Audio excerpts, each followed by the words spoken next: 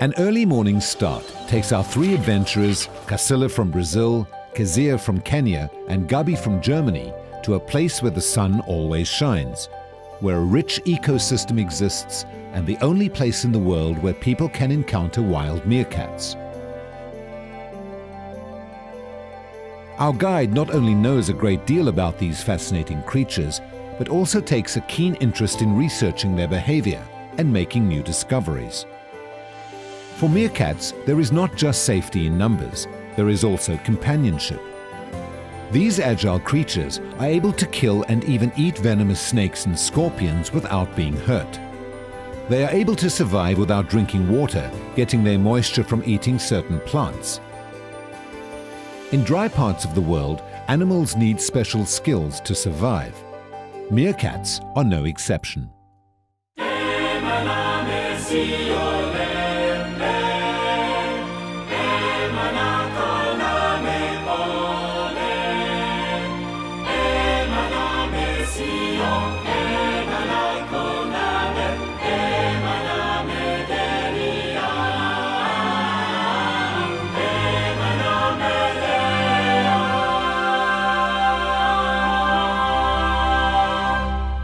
Hello and welcome once again to Animal Encounters.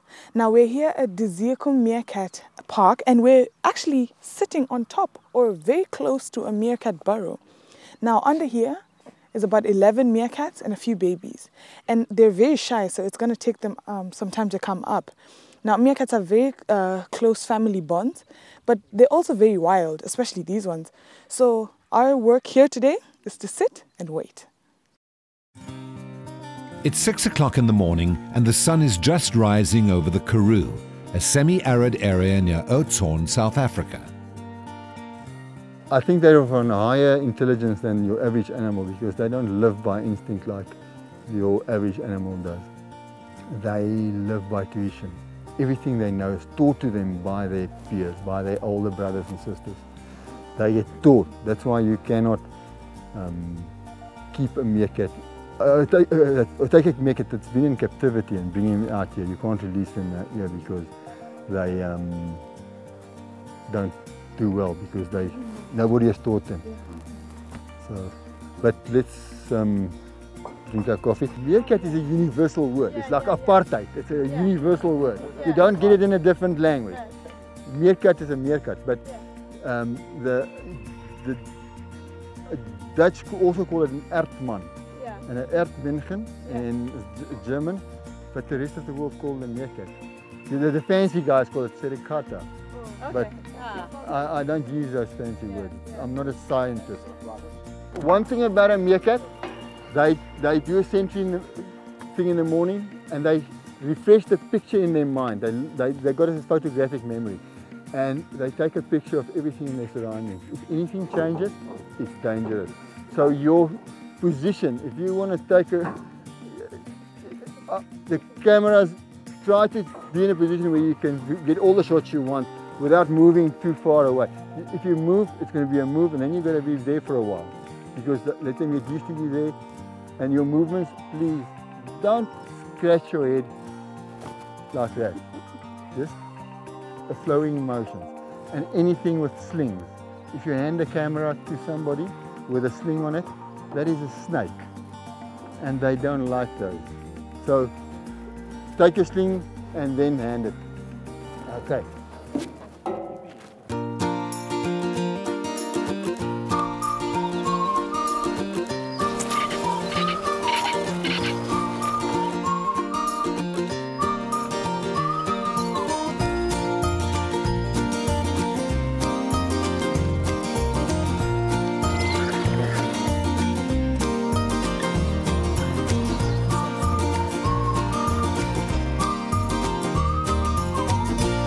In those clouds you can see a little hill sticking out. Now that's where I started my research. It's just over the horizon there's a murky three peaks, little peaks sticking out. Now that's where I started with my research. From there to here in a straight line without including this massive military training base which I can't go in. That side of the base and this side, I've worked with 9 different groups of meerkats.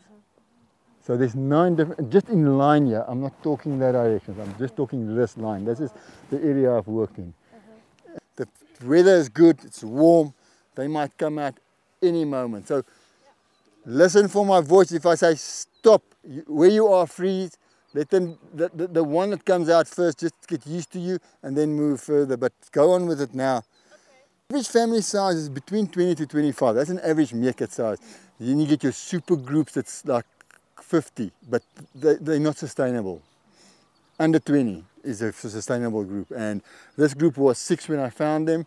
They've grown up to 13. I've lost 2 in the meantime, 1 to predators, 1 to a boyfriend, gone off to start their own family, and then she's now had babies the 25th of last month, which is 2 weeks ago, and the babies come out the first time in about 3.5 weeks. You see them for the first time. D.V. Glenister loves the Karoo. He loves the wide open spaces, the fresh air, the beautiful mountain ranges and the sunshiny days, of which there are an average 330 per year. D.V. runs a company called Meerkat Adventures. On most mornings he takes guests out to see the wild meerkats. Habituation took him around 6 months. He would start at 300 meters and then come closer and closer until the meerkats accepted him. Later, he was able to bring guests for close-up encounters with the meerkats. Not much research has been done on meerkats, and so D.V. has a keen interest recording new discoveries about meerkat behavior. I feel so privileged to be here because this is the only place in the world that you can come so close to wild meerkats. Finally, 2 meerkats made their appearance from the burrows beneath the ground. Was it 2 of the 3 musketeers, 3 babies. The dominant female is the second one from the left, and then the one away from those 2 standing, the one on this side is another mature female. That's the only mature female in the group other than the dominant female, and she's also lactating at the moment because there's babies. Mature females in the family are not allowed to breed, but they have the function of raising their mother's young. They even lactate and feed their babies. There is no such a meaning to the word surrogata, but the closest related word to that is surrogate. They are surrogate mothers to their mother's young. That is my conclusion.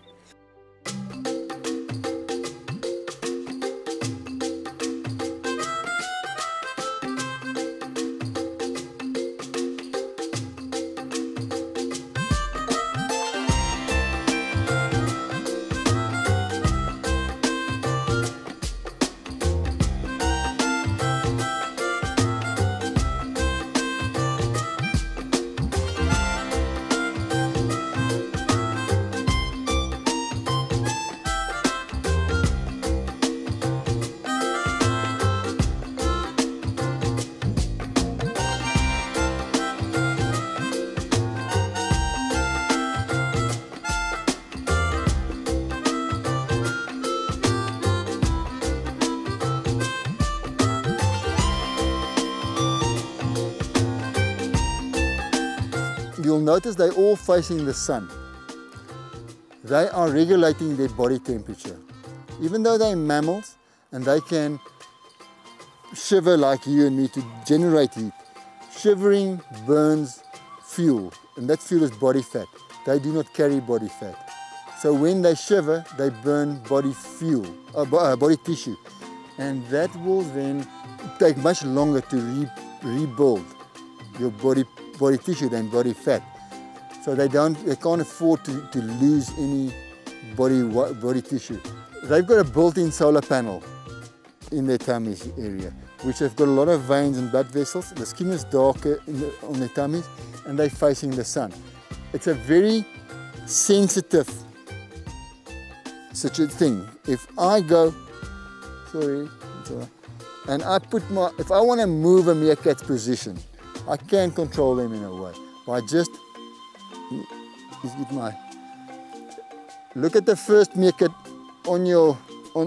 closest to you. I'm going to move her from the position she's standing.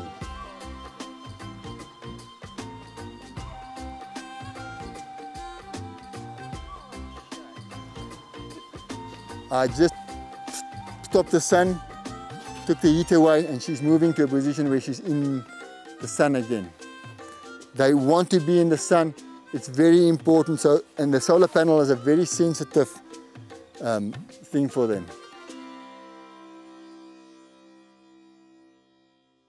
When the baby meerkats start leaving the burrow system, they take on a mentor. One of the adults will teach it survival skills and how to catch and eat food. For example, when eating a scorpion, the grown meerkat will teach the baby to start eating at the sting and finish at the head so as not to be stung. With a snake, on the other hand, they will start by eating at the head. Because of the desert-like conditions, most of the meerkat's food is underground. The drier the season, the deeper the meerkat has to dig for its food. Mentors will teach the young ones how to sniff their food out from up to 30 centimeters underground. You know, when a meerkat comes out of childhood and into adulthood, he finds a mentor, someone to guide him, someone to show him where and what to do and how to do things.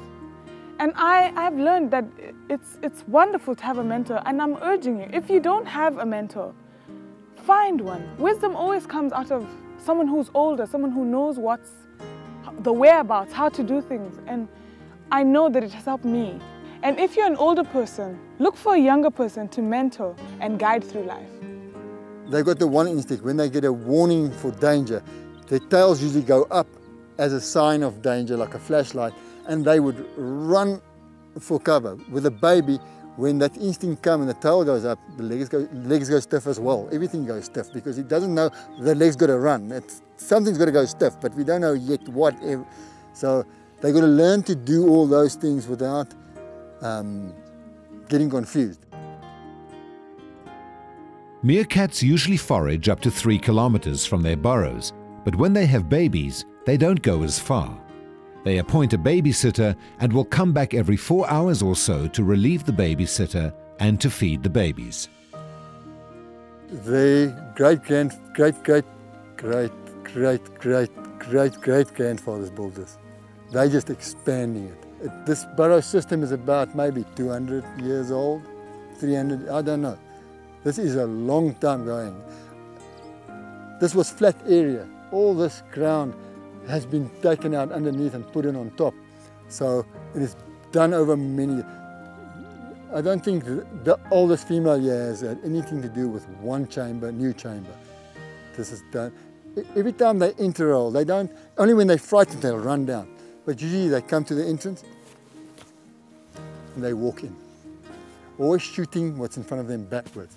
So always new debris is coming out, new sand. So they're expanding all the time. They ask what's their natural predators. 90, in my experience, 99%, 95% humans. I've lost one meerkat that I don't know to what, and I'm assuming it's a prey animal because I haven't found the body. But in 2.5 years working with 9 different groups of meerkats, I've lost 38 meerkats. 22 in one day to secondary poisoning. They went to forage in an orchard where the farmers got orchards. 2 weeks before they harvest, they put out poison for the birds that eat the fruit. The birds fall, they eat the bird, they die. They can take the poison from a cobra. They can eat a cobra's head or scorpion's poison sac, and they won't get sick from it.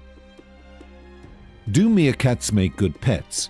The question to ask is, do any wild animals make good pets? The only meerkat sanctuary in the world is in California somewhere, which is funny, but it just brought my attention to the fact that there's a problem with the pet trade, and that is where I come in. I'm not a conservationist as such. If you know of anybody that has a meerkat as a pet, because they will not have that meerkat for longer than a year. Then they won't want it anymore because of its nature. It's going to be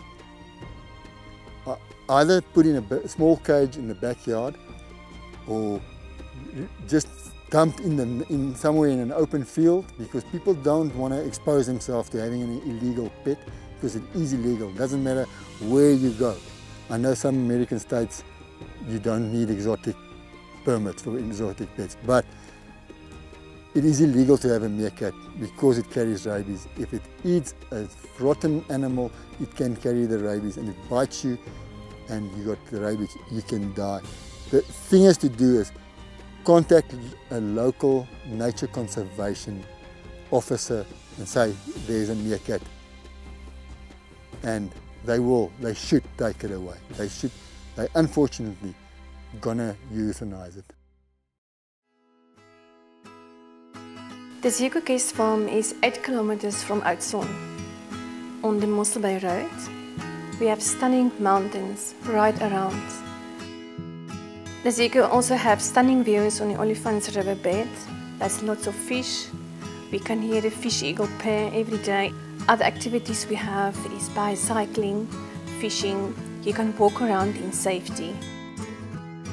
I started about 10 years ago with the guest house. It was a normal house, and gradually I renovated rooms and then add more and more. And this is a whole package. I love what I'm doing. I love people, cooking, interior designing. I also love to spoil people a little bit. On the 2,000-hectare farm of Dezirku, the Meerkat project is being run.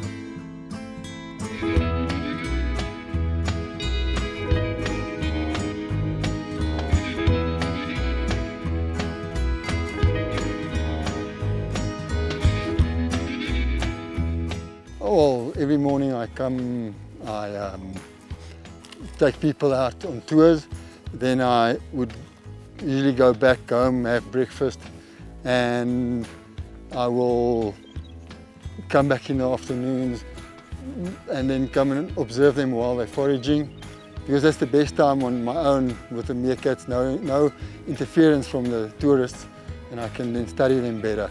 And then I stay with them till quite late in the evening, and then till they go underground, then I go home.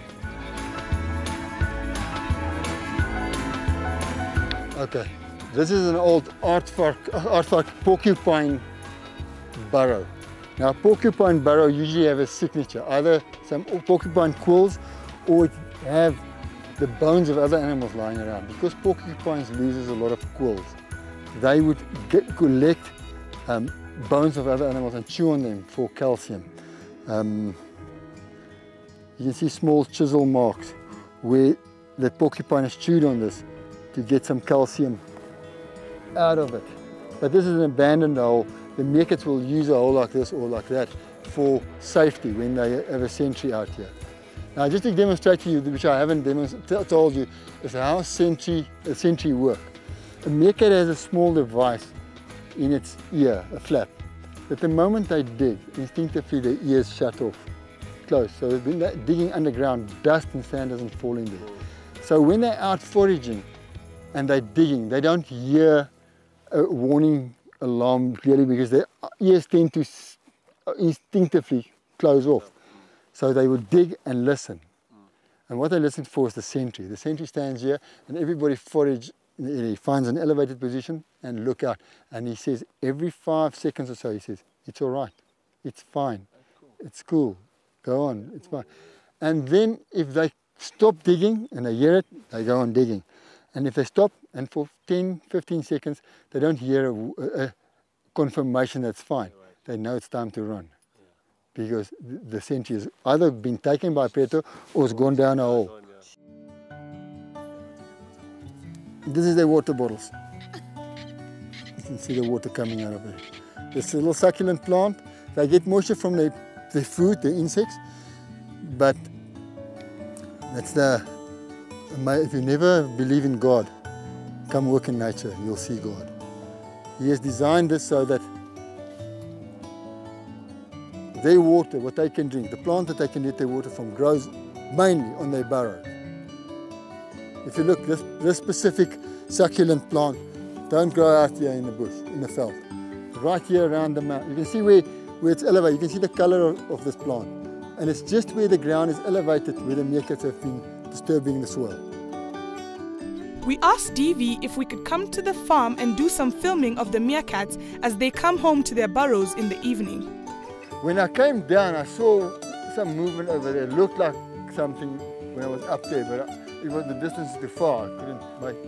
I couldn't be sure. At first, he wasn't sure. The meerkats were not used to people besides himself coming at that time. He cautiously agreed. What are the chances of them not coming back home today? Yeah, they have to. There's babies. If there's babies, they have to come back. We waited and waited. Would the meerkats return? What if they didn't return and then we would feel responsible for the predicament of the young?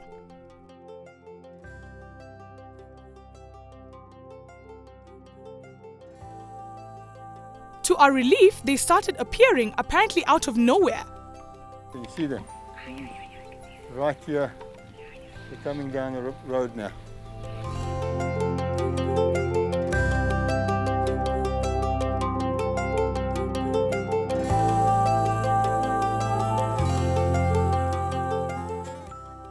Like a shepherd safely leading his sheep, Devi called his meerkats and walked with them back to the safety of their burrows.